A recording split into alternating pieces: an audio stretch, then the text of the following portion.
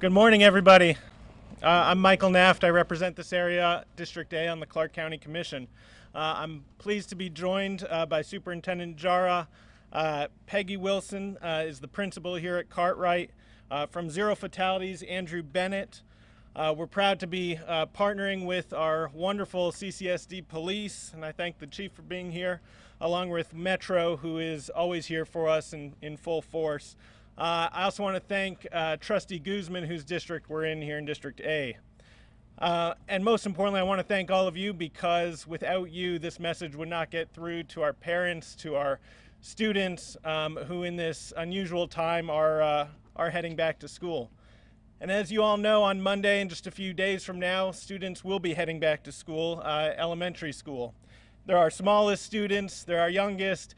They're the ones we really need to make sure know the rules of the road, the rules of the sidewalk, how to ride their bike and be safe on our streets, sidewalks, and getting to and from school.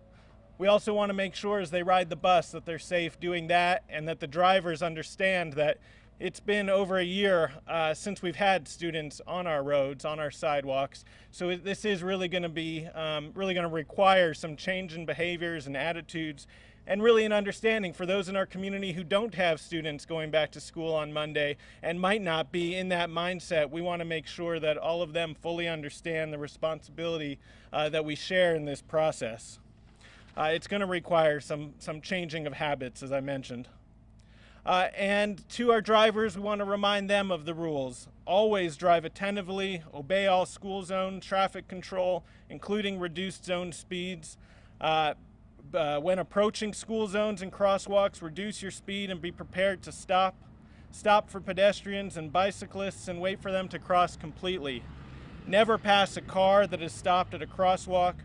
And obey the 3-foot rule, which is 3 feet from a bicyclist. That's a law here in the state of Nevada. And never ever drive distracted or impaired. And as you can see with our force here, our friends in law enforcement will be out there to make sure that you don't. But we also know that the responsibility is not just that of our drivers, but that of our pedestrians and the youngest ones, as I mentioned. To them, we ask that you plan your route, stay visible, wear light and bright colors, stay alert, put your phone down, don't wear your headphones. Walk on sidewalks. If no sidewalks are available, ensure that there is safe distance between yourself and passing vehicles, and walk facing traffic.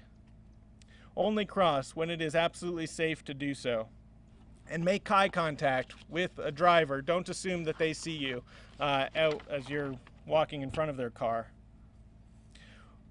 We're not here today because of this is some exercise or some date on the calendar or some hypothetical situation. It was just a few years ago in 2008 that a student of Cartwright Elementary School, a 9-year-old boy, was killed while simply trying to leave school. He's been remembered as an energetic Cub Scout who loved being outdoors. The driver was not impaired. She wasn't speeding. She stopped at a stop sign and looked left before turning right, hitting the boy in the process. This is an example of something that can happen to any one of us in our community, and it's an all too painful reminder that what we're asking for here today has real life consequences. I'm begging our community, please slow down. Please pay attention, and together we can make the return to school a safe one for all of our students, for our parents, and for all of the families who are already dealing with so much. I'm pleased, as I mentioned, to be joined by Superintendent Jara, who I'll turn the podium over to now. Thank you very much.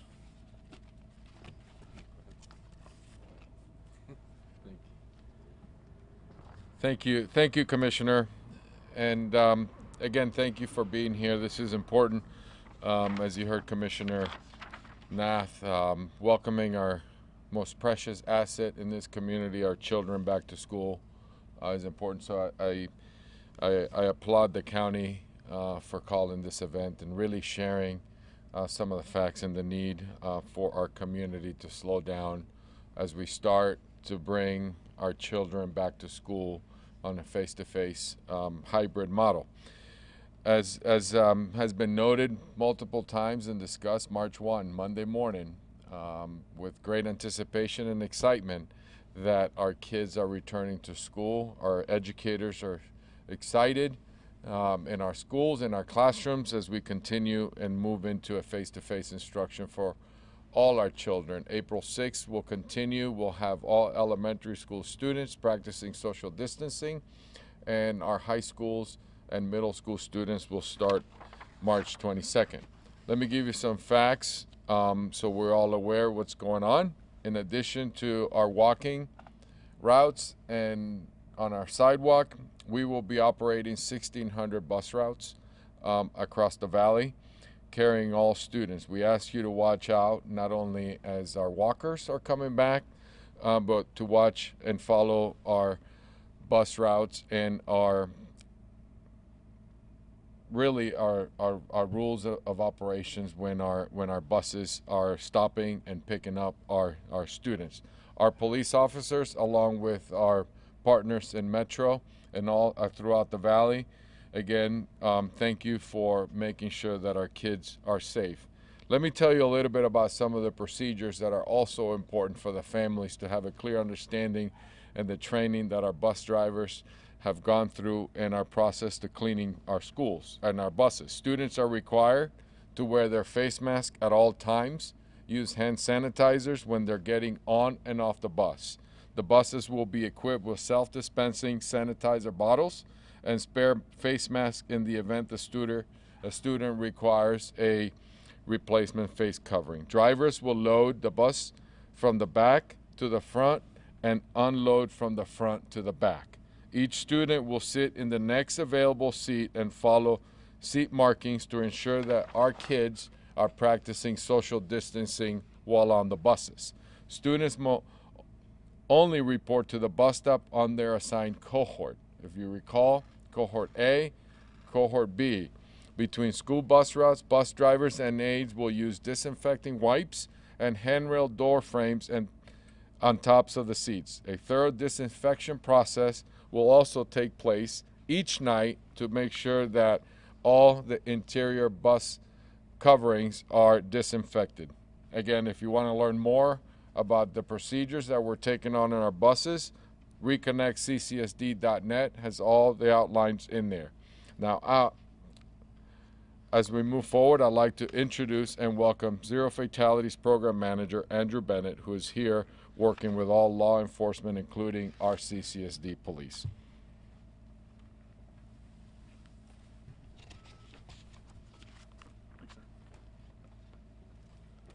Good morning. My name is Andrew Bennett, A-N-D-R-E-W-B-E-N-N-E-T-T.